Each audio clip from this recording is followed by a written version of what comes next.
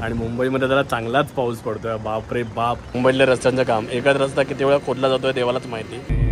आज पण पाऊस चांगलाच धरलेला आहे, कधीही पडू शकतो. मुंबईची स्थापना कशी झाली आणि मुंबई मोठी कशी झाली ॲज अ ट्रेडिंग पॉईंट म्हणून. म्हणजे नमस्कार, माझं नाव प्रगत लोके आणि welcome back to my blog. आणि आता आपण आहोत आपल्या मुंबईमध्ये आणि चेहऱ्यावरती एवढी जी स्माईल आहे ना, याचं रिझन आहे मुंबईमध्ये पावसाचं आगमन झालं आहे. ॲक्च्युली महाराष्ट्रात झालेलं आहे, म्हणजे मान्सूनचं आगमन, आणि यावर्षी काही जास्त लवकरच झालं. म्हणजे 26 मे 2025 महाराष्ट्रात मान्सून आलेलं आहे. मुंबईमध्ये पण रिमझिम पाऊस आहे आणि एक्सपेक्टेड आहे आता, म्हणजे मेसेज आलेला हवामान खात्याकडून की भरपूर हेवी रेन एक्सपेक्टेड आहे आज मुंबईमध्ये, ॲटलिस्ट 4 ते 5 तासांसाठी. तो मजा येणार आहे. आणि अशा वेळी पाऊस पडला की वाटतं ते एकच की कोकणात जावं, पण नाही, आता सध्या नाही. ओके, एक आठवडाभर तरी आपल्याला इथे थांबावं लागेल आणि त्यानंतर मग बघूया, कॉल घेऊया. आणि तुम्ही म्हणत असाल US ट्रिपचं काय झालं, तर त्याच्याबद्दल आपण बोलूच. पण त्याच्यात मस्तपैकी ब्रेकफास्ट रेडी होतोय, तर ब्रेकफास्ट करूया. आणि बरीचशी कामं पण आहेत, तर त्या कामांना पण लागूया.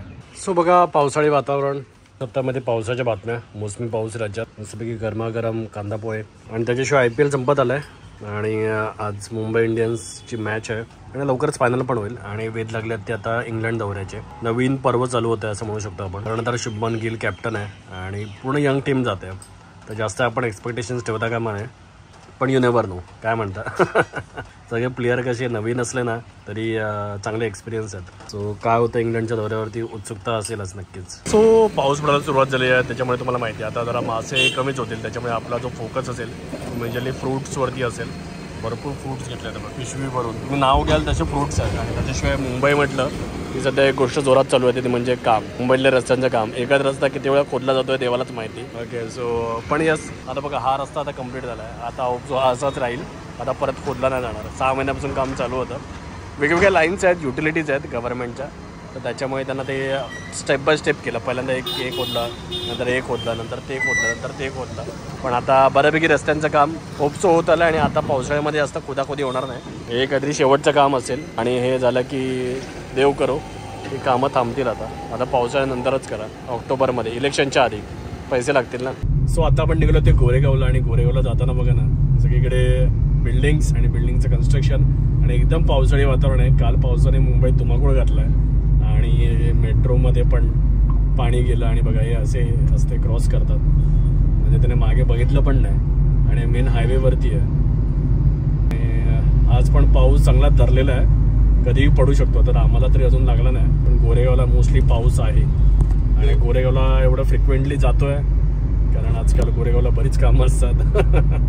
ओके, आणि यस, आमची US ट्रिप आम्ही कॅन्सल केली आहे किंवा पोस्टपोन केली आहे असं समजू शकता तुम्ही. Okay, so for the time being आम्ही नाही जात आहोत, कारण खूप कामं आहेत. ओके, आणि कामं एवढी महत्त्वाची आहेत की ती सोडून जाणं वर्थ नाही वाटत आहे. काय बरं, कारण कसं आहे की म्हणजे आमची मुंबईतली कामं तर आहेतच, पण त्याच्याशिवाय मला गावाला पण जायचं आहे. गावाला पण 2-3 कामं आहेत आपली, तर खूप महत्त्वाची कामं आहेत. तर त्याच्यामुळे म्हटलं की ठीक आहे, एकदमच सगळी कामं आली. ओके, आम्हाला असं वाटलं की तेवढं डिले करता येईल, त्या कामाला पण वर्थ नाही वाटत आहे, कारण मग US मध्ये मन लागणार नाही. कारण ती कामं पण महत्त्वाची आहेत, त्यामुळे ती कंप्लीट पण झाली पाहिजे. सो त्याच्यामुळे आता ड्रॉपच केला आहे प्लॅन असं समजा.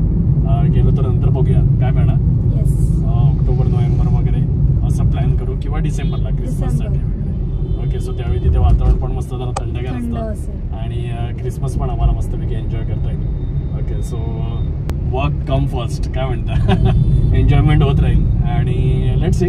ओके, तर आता तरी पटापट जाऊया ते गोरेगावला. ओके, कारण आभाळ चांगलंच भरून आलेलं आहे, निघूया चला. आणि आज बऱ्याच दिवसानंतर आलो आहे ते आमच्या बिल्डिंगच्या टेरेसवरती. आणि मागे तुम्ही बघू शकता मस्तपैकी एकदम ढगाळ वातावरण. आणि मुंबईमध्ये जरा चांगलाच पाऊस पडतोय, बापरे बाप. आणि अशा वेळी आपल्याला ओढ लागली ती गावाला जायची. ओके, सो त्याच्याबद्दल तुम्हाला सांगतोच, पण आधी बघा. सो काय वातावरण झालं ना एकदम असं काय ढग तिकडे तर बघा ना. आणि मुंबईमध्ये काही ठिकाणी तर भरपूरच पाऊस पडतोय, त्यामुळे आमच्या दहिसरमध्ये ना यावेळी जास्त पाऊस झालेला नाही आहे असं बोलणार. आणि नंतर मग आज रात्री भरपूर पाऊस होणार, याचा काहीसा प्रकार होतो तुम्हाला माहिती आहे. ओके, पण जिथे पण मुंबईत पाऊस झाला तर तिथे पूर्ण वाट लागली आहे. ओके, आणि मेन म्हणजे मेट्रोच्या आतमध्ये पाणी गेलं, which is not a good sign. Okay, म्हणजे एवढे चांगले इन्फ्रास्ट्रक्चर प्रोजेक्ट होत आहेत मुंबईमध्ये, पण देन असं होतं की डायरेक्ट मेट्रोच्या आतमध्येच पाणी जाणं म्हणजे जाऊ दे, त्याबद्दल न बोललेलं बरं. पण आता बघा नाही, आमच्या बिल्डिंगच्या मागची जी बिल्डिंग आहे तर बघा ही आता फटाफट रेडी पण व्हायला आली आणि मस्त काम केलं फटाफट एवढ्या. आणि तुम्ही बघू शकता. आणि तिकडे बघा मीरा रोड भाईंदर पण एकदम सगळं ढगाळ वातावरण आणि तिकडे मधलं हे आपलं कांदळवण. ओके सो कांदळवण एकदमच तळ कोकणात पण नाही, इकडे आमच्या दहिसरमध्ये पण कांदळवण आहे. हे लहानपणी कोणी काही नाही या कांदळवणामध्ये मी गेलो पण आहे. तिकडे तुम्हाला दूरवर दिसत असेल तर बघा, इकडे बघा एक झोपडी दिसते. ओके तर त्या झोपडीमध्ये झोपडीपर्यंत आम्ही गेलो होतो लहान असताना. मुलं तुम्हाला माहिती आहे काय खतरनाक असतात, तर त्याच्यामुळे तिथपर्यंत अशी आम्ही चालत गेलो. आणि म्हणजे जेव्हा सुट्टी असते तेव्हा. पण आता ह्याच्या आतमध्ये काय माहिती नाही, कोल्हे वगैरे पण असतील आणि सरपटणारे प्राणी तर भरपूर असतील. पावसात तर जाऊ शकत नाही, कारण आता सगळं पाणी आणि चिखल झालेला असेल. तुम्ही जाण्याचा उगाच कधी प्रयत्न करू नका. पण यस एकदम बेस्ट वातावरण. म्हणजे मुंबईचं जे पोल्युशन वगैरे होतं ते पण सगळं पावसात वाहून गेलं आहे आणि मुंबईची एअर क्वालिटी पण आता जरा चांगली झालेली आहे. आणि आजच एक व्हिडिओ पण बघत होतो मुंबईच्या हिस्ट्रीबद्दल. ओके आणि म्हणजे मुंबईची स्थापना कशी झाली आणि मुंबई मोठी कशी झाली ॲज अ ट्रेडिंग पॉईंट म्हणून. म्हणजे इकॉनॉमिकल हब मुंबई नेहमीच राहिलेली आहे, पण एकदम सुरुवातीला नव्हती. ओके ती कॉम्पिटिशनमध्ये होती, म्हणजे दिल्लीबरोबर म्हणा किंवा कोलकाताबरोबर म्हणा किंवा कुठे ना कुठेतरी मद्रासबरोबर पण म्हणा. पण मुंबईमध्ये मोठ्या प्रमाणात बाहेरून लोकं आली. ओके सो म्हणजे इवन बगदादचे ज्यूज पण आले, ज्याला आता आपण ससून डॉक म्हणतो ना, ससून हे ॲक्च्युली बगदादचे ज्यूज आहेत, तर ते आलेले. नंतर पारसी होते, त्याच्याशिवाय इथली लोकल माणसं तर होतीच, म्हणजे कोळी समाज म्हणा, भंडारी समाज म्हणा आणि कुणबी समाज म्हणा. आणि त्याशिवाय आजूबाजूची पण बरीचशी माणसं इथे आलेली. आणि सुरुवातीला होता ना तो मुंबई म्हणजे फक्त फोर्टचा एरिया होता. फोर्ट म्हणायचे कारण तो ॲक्च्युली फोर्ट होता. आणि तिथून आज मुंबई वाढत गेलेली आहे. आणि आज ती एवढी वाढलेली आहे की बापरे जिथपर्यंत नजर जावी तिथपर्यंत मुंबई आहे किंवा मुंबई मेट्रोपॉलिटन रिजन. कारण मुंबईची डेफिनेशन पण प्रत्येक वेळी चेंज होत राहते. कारण आधी मुंबई म्हटलं की बँड्राच्या पलीकडे आहे ती मुंबई, माहीमच्या पुढे. आता तर असं झालं आहे की कल्याण डोंबिवली पण मुंबईच म्हणतात. म्हणजे बाहेरची लोकं दिल्लीमध्ये कलकत्तावाले जर तुम्ही बोलाल ना त्यांना, तर त्यांच्यासाठी कल्याण डोंबिवली पण मुंबईच आहे. त्यामुळे इन अ वे आता ती मुंबईच आहे. कारण जर तुम्ही बघितलं तर मुंबई मेट्रोपॉलिटन रिजन असेच सगळेजण जे लोक म्हणजे डेव्हलपमेंट प्लॅन करतात, महाराष्ट्र गव्हर्नमेंट म्हणा किंवा MMRDA म्हणा. कारण तसंच म्हटलं पण पाहिजे. मला असं वाटतं आता MMRDA is a new Mumbai. आणि मुंबई 3 पण आता डेव्हलप होते आहे, म्हणजे नाही ना. आणि मुंबई 4 पण. ओके मुंबई 4 म्हणजे आपला पालघर जिल्हा. ओके आणि वाढवण पोर्ट. ओके कारण बघा मुंबई म्हणा ही पहिल्यांदा पोर्ट सिटी म्हणूनच डेव्हलप झाली आणि मोठ्या प्रमाणात इथून जगात बरोबर व्यापार चालायचा. म्हणजे कधी काही आपल्याकडे जापनीज बँका पण होत्या आणि सिंगापूरच्या बँक्स वगैरे पण होत्या मोठ्या प्रमाणात. ओके आणि सगळीकडून लोक ट्रॅव्हल करायचे. आणि वाढवण पोर्टमुळे ना परत एकदा मला असं वाटतं आपला हा जो MMR रिजन आहे तो परत फॉर्ममध्ये येण्याची शक्यता आहे. सर्व्हिस रिलेटेड तर आपण आहोत पुढे, पण मॅन्युफॅक्चरिंग रिलेटेड पण पुढे याची शक्यता आहे. सो होप सो लवकरात लवकर वाढवण पोर्ट होईल. आणि त्याच रिलेटेड ओके सो आता मी आहे आणि मी थांबलो. ॲक्च्युली मी आणि प्रेरणा US ला गेलो नाही. याचं रिझन म्हणजे आहेत 2-3 रिझन्स आहेत. ओके काही महत्त्वाची कामं आहेत तर ती पेंडिंग आहेत आणि ती अर्धवट सोडून जाण्यात ना आपलं मन नाही करत. ओके कारण शेवटी कसं आहे आपण एकदम टिपिकल मिडल क्लास महाराष्ट्रीयन लोक होतो. ओके सो कुठे ना कुठेतरी असं वाटत राहतं की सगळं शांत असेल ना तर मग आपण एन्जॉय करतो, नाहीतर असं थोडं चलबिचल असेल तर मग डोकं पण चलबिचल राहतं आणि देन यू डोंट एन्जॉय तुम्ही आपली ट्रिप वगैरे. तर त्याच्यामुळे 3-4 कामं आहेत तर ती सगळीची सगळी कामं आता ते काही कामं करायला मी चाललो आहे आता गावाला. ओके सो ती कामं पण होत राहतील. प्लस यस आता हा पावसाळा सीझन आहे तर तिकडे आपला मालवण तारकर्लीच्या भागामध्ये कसं होतं की आता ऑफ सीझन स्टार्ट होतो. पण मी तर म्हणेन पावसाळा आहे तर तुम्ही मालवण तारकर्ली देवबाग किंवा तळ कोकणात रत्नागिरी सिंधुदुर्गमध्ये नक्की फिरायला या.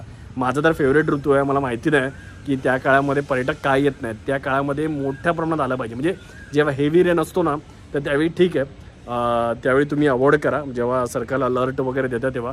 पण बाकीच्या वेळी तर मस्त ट्रॅव्हल करा. हा बेस्ट सीझन आहे, बेस्ट. म्हणजे तुम्ही यावेळी कोकणात याल ना तर तुम्ही खरं कोकण अनुभवाल असं तरी मी तर तुम्हाला म्हणेन. म्हणजे ना वॉटर स्पोर्ट्स वगैरे ठीक आहे की एका सर्टन जागेमध्ये वॉटर स्पोर्ट्स चालतात, पण तुम्हाला कोकणचं सौंदर्य, कोकणचा समुद्र, कोकणातले वॉटरफॉल्स, कोकणातले सुंदर रस्ते, कोकणातली शेती, कोकणातलं सगळं सौंदर्य म्हणजे ना असं ऑसम वाटतं ना कोकणामध्ये. सो मी पण उद्या निघतोय कोकणात जायला, म्हणजे तळ कोकणात असं म्हणू शकतो आपण, कारण हे पण कोकणच आहे. ओके सो मी उद्या निघेन. आणि त्याचबरोबर बघा तुम्हाला तर माहिती आहे की हॉस्पिटॅलिटी आणि रिअल इस्टेट क्षेत्रामध्ये आपण आता खूप चांगल्या प्रकारे काम करतो आहे. आता 3-1 वर्ष झालेली आहेत आणि त्याचबरोबर ॲग्रोमध्ये पण आता 3 वर्ष झाली आहेत. पण आत्ता हॉस्पिटॅलिटी क्षेत्र आणि रिअल इस्टेट क्षेत्र दोन्हींना एक्सपांड करण्याची वेळ आलेली आहे. कारण कसं एक बेसिक डेटाबेस तर माझ्याकडे आहे, म्हणजे बेसिक डेटा पॉईंट हॉस्पिटॅलिटी क्षेत्रामध्ये पण. कारण आता जे आपलं कर्जचा फार्म हाऊस आहे त्याला आता 1 वर्ष कंप्लीट झालं आहे. सो एक कंप्लीट अंडरस्टँडिंग आलेली आहे. मालवणचा जो आपला विला आहे तर त्याला आता जवळजवळ 2 वर्ष कंप्लीट झाली आहेत यावर्षी. सो 2 वर्ष आपण बिझनेस केल्यानंतर आपल्याला कंप्लीट आयडिया येते की काय आणि कसं आणि किती प्रॉफिट, किती लॉस तर नाही पण प्रॉफिट कितपर्यंत, रेव्हेन्यू कसं तुम्ही प्रॉफिट वाढवू शकता. तर त्या संदर्भात पण मालवणमध्ये पण आपला जो विला आहे तर त्याच्यामध्ये पण आपण काही इम्प्रूव्हमेंट्स करतो आहे. तर त्याचं पण एक एस्टिमेट करायला जायचं आणि हाच टाईम असतो या सगळ्या गोष्टी करून घ्यायला. कारण यावेळी सीझन लवकर स्टार्ट होण्याची शक्यता आहे. म्हणजे सप्टेंबरलाच सीझन स्टार्ट होईल कारण ऑगस्ट एंडलाच गणपती बाप्पा येतात. तर गणपती बाप्पा अनंत चतुर्दशी झाल्यानंतर सीझन स्टार्ट होतो. तर त्याच्यामुळे जरा पटापट कामं करून घ्यावी लागणार आहेत. म्हणजे बंगल्याला कलर वगैरे पण काढायचा आणि त्याच्याशिवाय आमचं असं चाललं आहे की आम्हाला बऱ्याच वेळा इन्क्वायरी येते की आम्हाला तिकडे येऊन जेवण बनवायचं आहे. ओके, तर आता आम्ही आमच्या विलामध्ये, बंगल्यामध्ये तर अलाउड नाही करू शकत कारण त्यांना खूप मेस्टअप होईल. पण आमच्या बंगल्याच्या बाजूला जागा आहे तर आम्ही विचार करतो आम्ही बॅक किचन देऊ बंगल्याला. ओके, म्हणजे तिथे प्रॉपर शेड करू, तिथे प्रॉपर कोबा करू, तिथे आम्ही ओटा बनवू, तिथे आम्ही सिंक देऊ आणि तिकडे प्रॉपर वॉटर सोर्स अवेलेबल करून देऊ, तिथे लाईट देऊ. ओके, म्हणजे ज्यांना पण जेवण बनवायचं आहे त्यामुळे मस्तपैकी वरती शेड वगैरे असेल, मस्तपैकी खाली कोबा असेल, बाजूला मस्तपैकी छान नारळाची झाडं वगैरे असेल आणि असं निसर्गाच्या सानिध्यात तुम्ही मस्तपैकी तुमचे जे काय तुम्हाला चिकन बनवायचं आहे, फिश बनवायचं आहे, व्हेज बनवायचं आहे, नॉनव्हेज बनवायचं, सगळं बनवा आणि that's kind of thing. Okay, so मला असं वाटतं की लोकांची ती डिमांड आहे आणि आय अंडरस्टँड. प्रत्येकालाच बघा 24 तास म्हणजे तुम्ही 4 दिवस राहायला येतात ना तर त्यावेळी 4 दिवस तुम्हाला कोकणी जेवण नाही आवडत काय करणार. त्यांना तुम्ही नागपूरवरून येता, सांगलीवरून येता, सातारावरून येता, सोलापूरवरून येता, मग त्यावेळी तुम्हाला तुमचं जेवण पण जेव्हा असं वाटतं. So that I understand. Okay, बंगल्यामध्ये मी अलाउड केलं नव्हतं त्यानंतर बंगला आतून खराब होणार. ओके, सो मेस्टअप होणार. तर ही एक अरेंजमेंट आपण आता करतो आहे. तर त्यासाठी मी आता चाललो आहे मालवणला. ओके, तिकडे पण सावंतवाडीला पण जाणार आहे. ओके, सो प्रेरणाच्या आईला पण काही झाडं लावायची आहेत तर तिकडे आपण काही झाडं लावणार आहोत. तशी आपण मिडभाऊला लावली ती. आणि त्याचबरोबर रिअल इस्टेटच्या बाबतीत म्हणाल ना तर yes, this time we are expanding. Okay, so तुम्हाला तर माहिती आहे मी पालघर जिल्ह्यामध्ये पण ऑपरेट करतो, डहाणूमध्ये, आणि आपण रायगडमध्ये पण करतो, रत्नागिरीमध्ये पण करतो आणि सिंधुदुर्गमध्ये पण करतो. सो म्हणजे पूर्णच्या पूर्ण कोकण पट्ट्यामध्ये करतो आणि त्याचबरोबर गोव्यामध्ये पण थोड्याफार प्रमाणात करतो, मोठ्या प्रमाणात नाही. पण आपला हा जो पालघर ते तळ कोकण, रत्नागिरी, सिंधुदुर्ग आणि गोवा, सो याच्यामध्ये जर तुम्ही रिअल इस्टेटमध्ये काम करतात, जर तुम्ही रिअल इस्टेट ब्रोकर आहात तर आपला स्क्रीनवरती नंबर दिसतो रिअल इस्टेटचा, तर त्याच्यावरती तुम्ही मला कॉन्टॅक्ट करा आणि तुम्ही मला कॉन्टॅक्ट करून मग आपण बोलू. ओके, आपण पार्टनरशिपमध्ये विचार करतो आहे एक्सपांड करण्याचा. ओके, सो तुम्ही ऑलरेडी एक्सपिरियन्स असाल, आपल्याकडे आज एक चांगला प्लॅटफॉर्म आहे आणि आता एक चांगलं नाव पण जायलं आहे. तर याच्या थ्रू आपण म्युच्युअली काहीतरी चांगलं करू शकू, काहीतरी मोठं करू शकू. तर तसा काहीसा प्रयत्न आहे. तर तुम्ही रिअल इस्टेट ब्रोकर असाल तर कॉन्टॅक्ट करा. आणि त्याच्याशिवाय आता पावसाळा आहे, त्याच्यामुळे पावसाळ्यामध्ये जर तुम्ही कोकणामध्ये ट्रॅव्हल करताय आणि स्पेशली मालवण तारखेला देवबागला, तर आपला विला तर तुम्हाला माहिती आहे 15 ते 20ची कॅपॅसिटी आहे. इन्व्हर्टर बॅकअप आहे त्यामुळे लाईट गेलं तरी ठीक आहे. काही काळ तुम्हाला पण थोडे लाईटचे इश्यू असतात या सीझनमध्ये, कारण कधी कधी हेवी रन होतो, लाईट जाते वगैरे. पण पाणी तर भरपूर असतं आणि तसं म्हणजे एसीची वगैरे गरज पडत नाही कारण वातावरण एकदम थंड होऊन जातं. पण ट्रॅव्हल करता तर नक्की करा. ओके, आपला जो मालवण बंगला आहे जे नॉर्मल प्राईस आहेत त्याच्यापेक्षा पण डिस्काउंटेड प्राईसवरती आपण पावसाळ्यामध्ये अवेलेबल करून देणार आहोत. तो त्याच्यासाठी पण तुम्हाला आपला मालवण विला पण बुक करायचा असेल तर स्क्रीनवरती नंबर दिसतोय, कॉल करा. आणि त्याच्याशिवाय ऑफकोर्स कर्जत तर आहेच आपलं फार्म हाऊस. ओके, सो ते तर एकदम ऑल सेट आहे आता. तर त्याच्यामुळे कर्जतमध्ये पण जर तुम्ही येत आहे, जर तुमचा 20-25 जणांचा ग्रुप असेल तरी आपण आरामात सोनगिरीवरती तुम्ही आरामात राहू शकता वगैरे. आणि जर तुम्ही 1 डे ट्रिप प्लॅन करताय तर मग तुम्ही किती पण जण या, 40-50, आपल्याकडे 1 एकर लँड आहे, तुम्ही भरपूर मस्तपैकी एन्जॉय करू शकता 1 डे पिकनिकसाठी. तर ते पण तुम्ही करू शकता. वीकडेजमध्ये तर तसं पण करू शकता. तुम्हाला विदाऊट फूड यायचं तर तसं विदाऊट फूडचं पण ऑप्शन आहे. तुम्हाला येऊन स्वतः कुक करायचं असेल तर तसं पण ऑप्शन आहे. तर जर तुम्ही कर्जतले तर स्क्रीनवरती नंबर दिसतोय, कॉल करा आणि अधिक माहिती जाणून घ्या.